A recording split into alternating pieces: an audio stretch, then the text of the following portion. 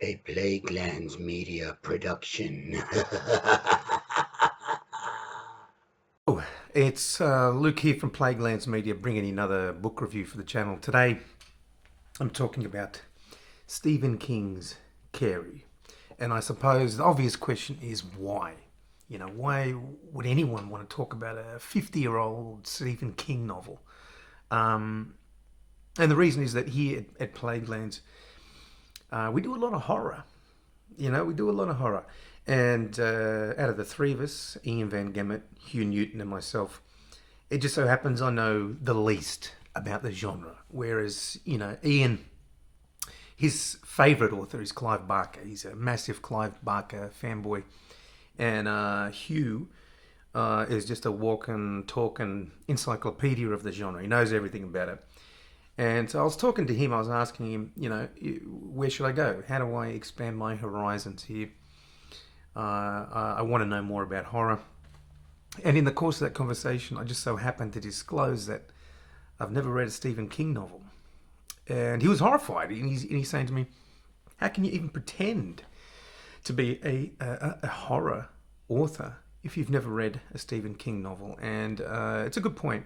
It's a solid argument. So he said, listen, go back to the beginning. Go back to the beginning. Start with Carrie. Read it. Do yourself a favour. And review it for the channel while you're at it. And so that's what I've decided to do. Now, I should say, the fact that I've never read a Stephen King novel doesn't mean that I've never read any Stephen King. I have. I read his short story collection, Different Seasons, and I read his memoir / writing guide on writing, and I thought they were both fantastic. I thought they were both great. And it's not out of snobbery that I've avoided him. I think under different circumstances, an author who'd only ever written Different Seasons, which contains the short stories, one of which went on to become the film The Shawshank Redemption, and the other which went on to become Stand By Me, the film Stand By Me, which are both major culturally significant films. If you were the author of those, the two stories which turned into those films, I think that would give you enough bona fides to say, I'm a serious author. I'm an author of some significance. And obviously that's just the tip of the iceberg with King. So he's legendary. On the cover of this version, the 50th anniversary edition of Carrie, it says, the ultimate storyteller, Stephen King. And I don't know about that, but, I think the guy, it's undeniable. The guy's got some chops. So I was really curious to see what his debut was like. And now I have. So why don't we just jump straight into the next episode of Read a fucking book. Read a fucking book. Read a fucking book. Read a fucking book. Read a fucking book. Read a fucking book. People.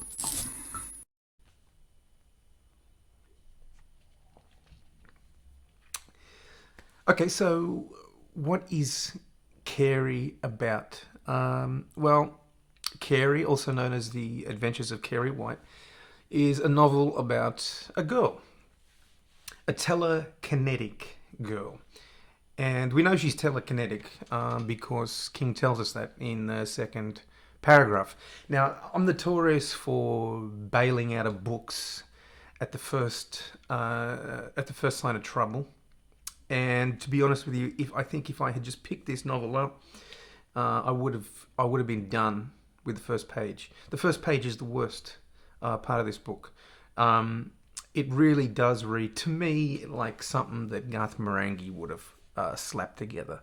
It's got this kind of portentous, pseudo profundity esque narrative voice. And then it follows up with this shocking revelation that little did they know she was telekinetic in the second paragraph, and it just feels like a comic setup, 1-2 punch that Garth Marenghi might produce. And in fact, the actual opening is an extract, a fragment from a news article about a time where where stones were noted as raining down on a house on this quiet suburban house. Stones fell out of the sky miraculously and landed on this house.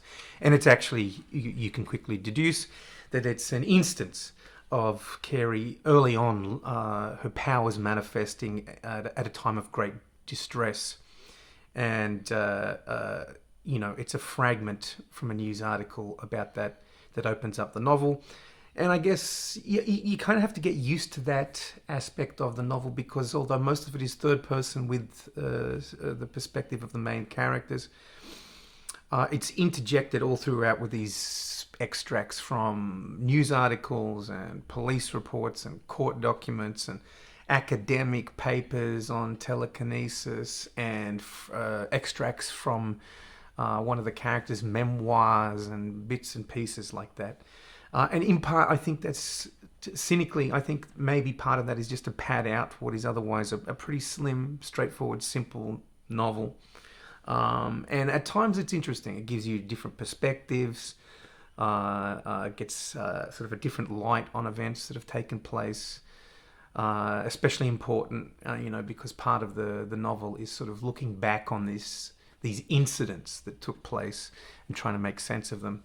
But a lot of the time it is tedious. Like, I could not care less about the matrilineal genetic inheritance of telekinesis, in these pseudo-academic articles. And I don't think King does a very persuasive fake academic. And, not that it necessarily would have been better if he was better able to ape academic writing, because who wants to read that in a novel? But the worst sin of it, I think, and let me know whether you agree or not, is that it breaks up the flow, especially towards the end of the novel. But it's a minor complaint, to be honest with you, because, as I said, there are some upsides to it, and most of the novel is not written in that mode. Most of it, as I said, is just a third person. So, although I might have bailed on the first page if I wasn't reviewing it for the channel, the fact of the matter is, once this thing gets going, it is gripping, and it is so well established as a novel. I mean, the opening scene, once it kicks off, is unforgettable, and it sets everything up just brilliantly. You are in a high school, a girls' gym shower. There's these girls, they're playing sport, or they're doing their gym class or whatever. And in the classic American style, I don't know, we don't do that here, but everyone comes in to shower together after they've been playing sport in this shared shower room. And one of the girls, Carrie White, she, poor thing, starts having her first period. She's 16 years old, so it's a little unusual, but far more unusual is the fact that she doesn't know what's going on. She doesn't know what's happening to her. She has no idea why this blood is coming out of her, and in fact she thinks that she's dying. She thinks she's internally hemorrhaging or something and bleeding to death, and she freaks out. She's screaming, she's squealing, she's got blood all over herself. She's trying to stop the bleeding. She's asking people to help her. And all the other girls are mocking her. For years she's the black sheep. She's got no friends. Everyone thinks she's weird, and she is weird. And they're all mocking her. They're chanting, "Plug it up, plug it up." One of them chucks a sanitary pad, and it lands on Carrie's, bloody pubes and sticks there, and everyone's laughing hysterically. And King he delights in the way he describes Carrie in that opening. She's bovine, she's porcine, she's flabby and stupid, and it's just, he debases her the way he describes her in that opening.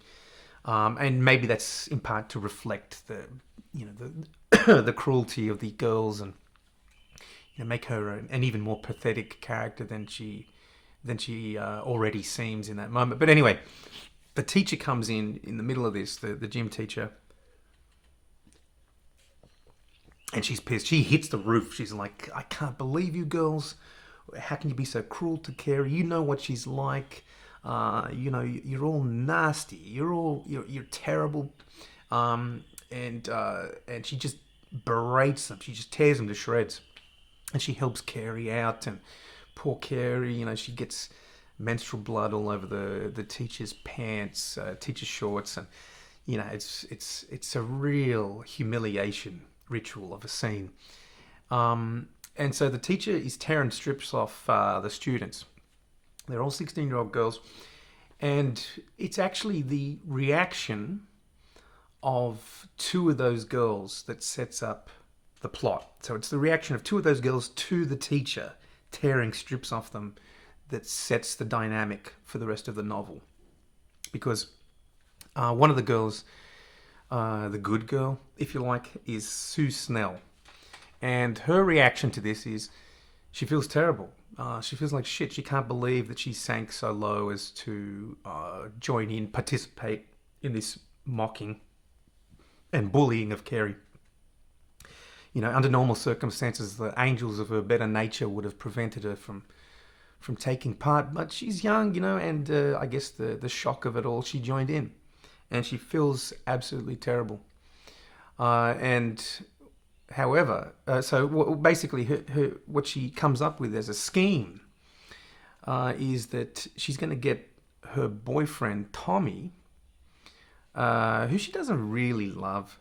It's kind of a relationship of convenience, a schoolyard relationship of convenience. She's like, Tommy, here's what I want you to do. I want you to take Carrie to the prom. It's not a prom, it's an end of school dance, but it's basically the prom. Take Carrie to the end of school dance. That way, Carrie will feel better about herself, and ipso facto, I'll feel better about myself. Now, this really frustrates me because if I was Tommy, there ain't no way in the world that I would go along with this. I'd say, you humiliated Carrie, and to make yourself feel better, I got to take the freak to the prom. There's no way. There's no chance. You feel bad. You do something about it. But anyway, that's my personal gripe with Sue Snell. She throws Tommy under the bus. Poor Tommy. He's like my favorite. He's the only one I like of the whole bunch. Anyway, although I guess he's a bit of a simp for going along with this thing. Anyway, so that's her scheme. Reasonably harmless, if it wasn't for the fact that the bad girl, Chris, her reaction, now the teacher is particularly rough with Chris. I think she even lays her hands on her. Either she shoves her or she slaps her or something like this.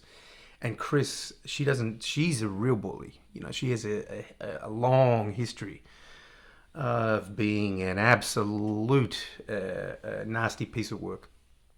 And her reaction is, rather than contrition, she wants revenge. And at first she gets her dad to come down, her big shot lawyer dad to come down and say, hey, what kind of show you running around here, that my girl gets pushed around and blah, blah, blah. And that's a great moment because the school principal, he comes back at him, makes him look like a real schmuck. And that's a great moment in the novel. But anyway, so her plan is she finds out, okay, so Carrie's going to go to the prom with Tommy.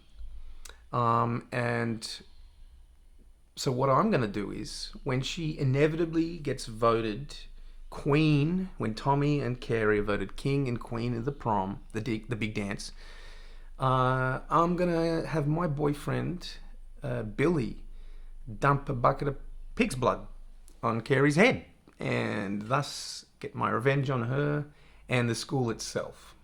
Make a mockery of not just Carrie, she's small fry, but get revenge on the school, which thought it could mess around with me and tell me what's what, try and make me feel guilty.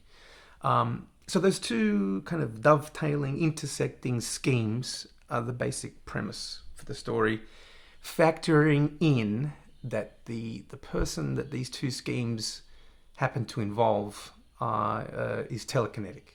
Because Carrie, what she does in the shame and the distress of this opening scene, her telekinetic powers start flicking on, and she busts a light bulb, and later on she knocks an ashtray over, and when she's walking home, she flings this kid off his push bike because he says something to her, and some smart alecky thing to her, so she knocks him off his bike.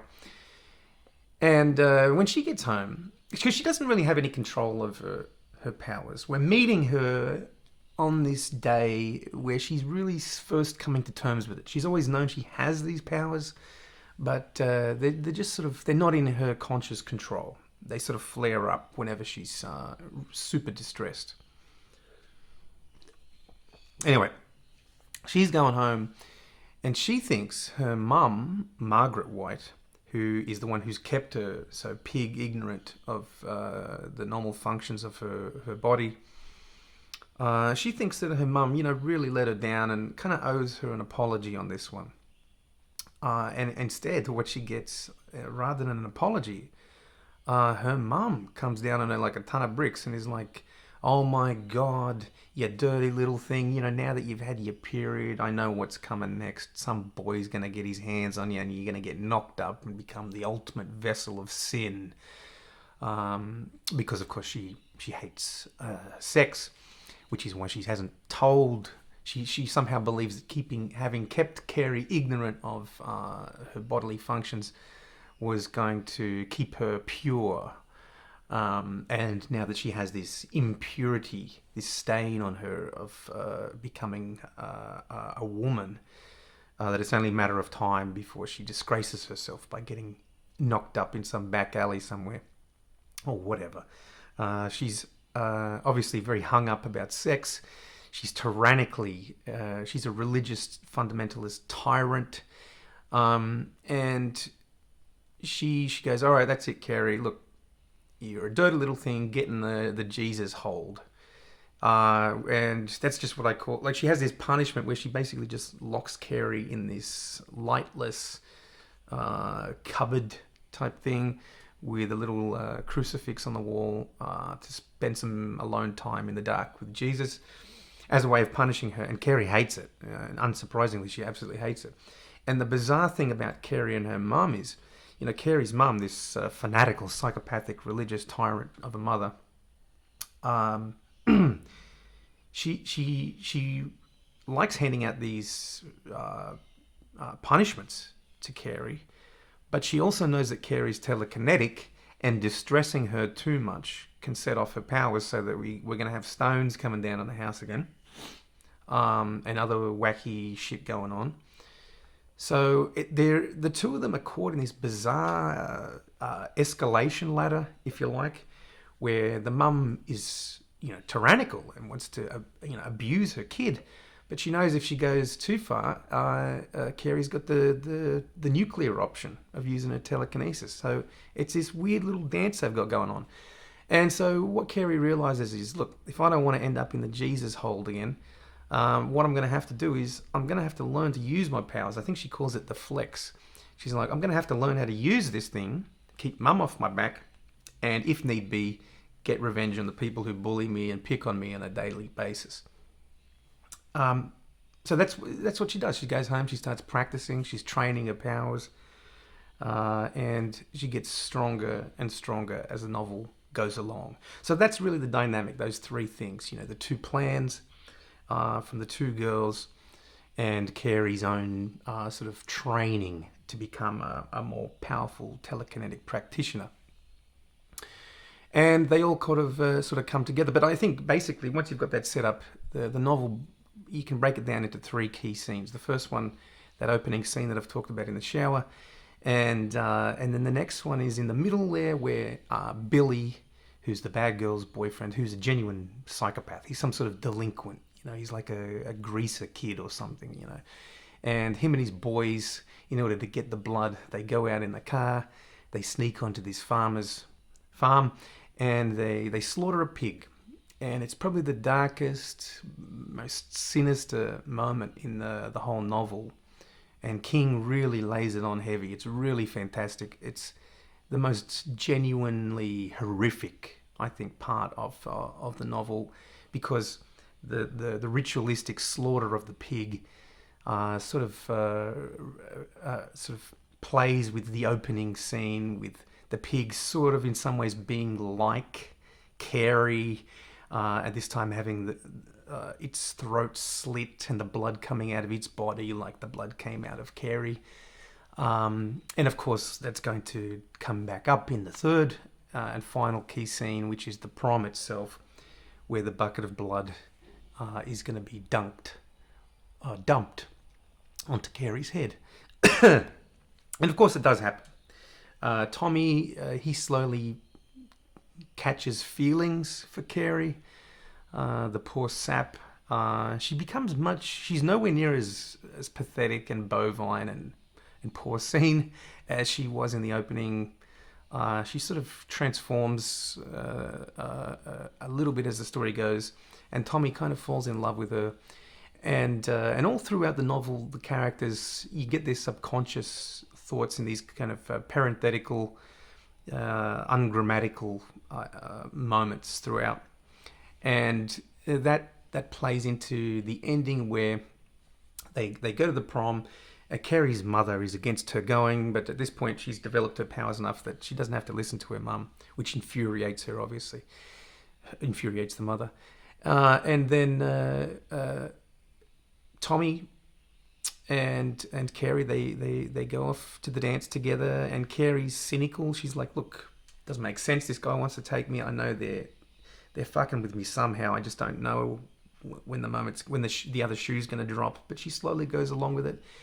And she slowly lets her guard down, and then at the moment where she gets voted as queen of the dance or whatever, she finally accepts it. This is just my princess moment, a dream come true. It's all real. It's all really happening.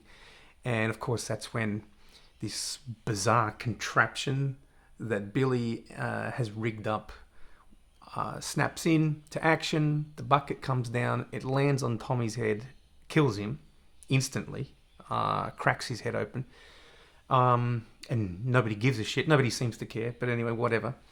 And then the blood goes all over Carrie. And it's such an unexpected event that the whole school erupts into laughter. They're pointing, laughing, and Carrie freaks out, of course, as you would, and just flees. And she runs out of the room, of this hall, of this dance hall.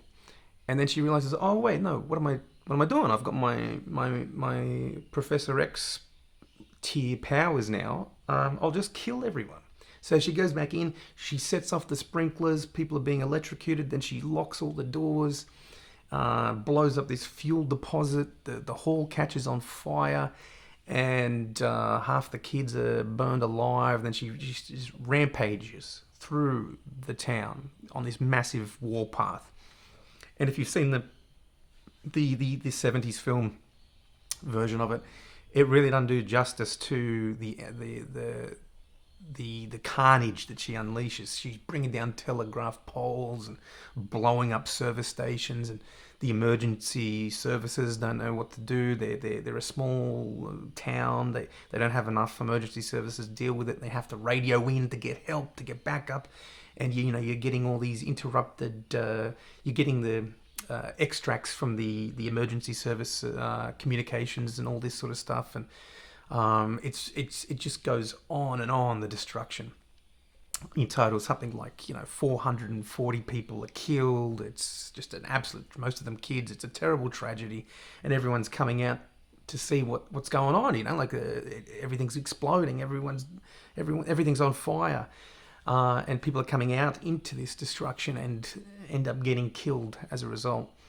Meanwhile, Carrie is just wandering away, zombie-like, covered in pig's blood and possibly other people's blood at this point. And she's just wandering. She wanders home, where her mother is now in this absolute frenzy, homicidal frenzy, and she's armed herself with a knife, and she's like, I've got to kill my daughter. I should have killed her before she was born. I knew she was going to be the spawn of Satan. She's marked with the devil's curse of her powers, just like Granny used to have, or whatever.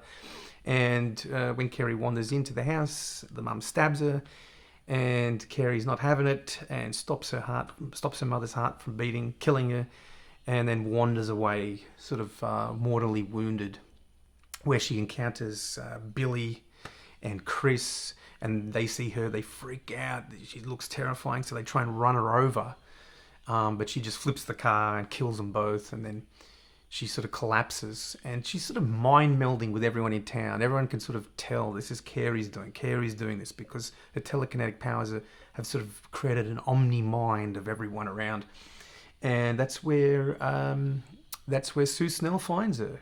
Sue Snell tracks her down. She's like, "Hey, Carrie, look, I never meant you any harm. You know that. You can read me thoughts. I'm just going to ease you into the afterlife." And she just chats with her, and Carrie dies, and that's it. That's the end. And the rest of it is sort of trying to make sense in the aftermath. People writing books about it. Are there other academics are wondering, are there other telekinetic people out there? What danger do they pose to us normies? And there are. You find out at the end that yes, there are in fact other people with this capacity. And I suppose it's all about this theme of small-minded American suburban mentality about a fear of difference and a religious kind of terror of sex and other ways of being and all this kind of stuff. And I'm sure there's lots of other symbolic aspects to it and explorations there, which I'm not going to get into. You let me know what you think it's all about. But that's really the end of the story there. So what did I think of it? I mean, look, it's just a superbly told story. I mean, other than that interrupting, fragmented, meta-narrative stuff or whatever, I didn't care for that. I thought most of that was really tedious, but occasionally it's great. When King is operating in his wheelhouse, which I think his specialty is vernacular and character. The characters in this just come through beautifully, and I think that's possibly why Billy is is the most fun to read, because King really gets to sit in this nasty frame of mind, and it's those eloquent, not eloquent, but it's because a lot of these people, they're ordinary folk, and often it's the vulgar kind of vernacular that gives it that extra kick and makes it pop that I really enjoyed. So yeah, I'd read another Stephen King novel in a heartbeat. I mean, if this is the debut, I don't know if what you think, but I thought it was it lives up to his reputation as a master storyteller. I mean, is it literary? The prose stylings, no. There are some iffy metaphors and weird descriptions. You get the breast size of every female character in this, including Margaret White, Carrie White's mother. King says in the introduction that it's dated, that it's really dated. I didn't find it to be so, not any more so than any other 70s novel, I suppose. I suppose it might be a bit corny for some people, the Americana of it all, or whatever. The high school setting with the good girl, the bad girl, Billy, the psycho kid, and whatever else. But I really enjoyed it. I thought it was great. I'd read another one in a heartbeat. That's the end of my review. At this point, Ian said that I should have a bucket of blood fall down on top of me, but I don't have the resources for something like that. So I'm just going to say, stay safe, have a good one, and most importantly, read a fucking book, people. Cheers.